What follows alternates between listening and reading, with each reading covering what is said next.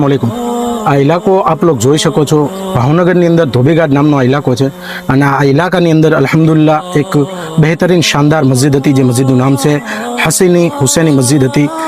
આ મોજૂદા સરકારે ડિમોલેશનના નામ ઉપર મસ્જિદને પાડી દીધી છે, પણ ત્યારબાદ અલ્હમ્દુલિલ્લાહ અહીંયાના ઇલાકાના જે આ લોકો મારી પાછળ ઉભા છે એ તમામ લોકોને હું દાદ દઉં છું, આ ઇલાકાના તમામ લોકોને હું દાદ દઉં છું કે જેણે અલ્હમ્દુલિલ્લાહ રાતોરાત મસ્જિદ પડ્યા બાદ પણ રાતોરાત એક મસ્જિદ ઊભી કરી દીધી। મસ્જિદને તમે વિડીયોની અંદર મસ્જિદને જોઈ શકો છો અને આ મસ્જિદને બનાવવા માટે અલ્હમ્દુલિલ્લાહ ના વક્ત જોયો છે, ના સમય જોયો છે, ના પોતાનું કામકાજ જોયું છે, બધું પડતું મૂકીને અલ્હમ્દુલિલ્લાહ રાતોરાત મસ્જિદને બનાવવામાં આવ્યું છે। શું કામ કે નમાઝી બે નમાઝી ન બની જાય, જે છોકરા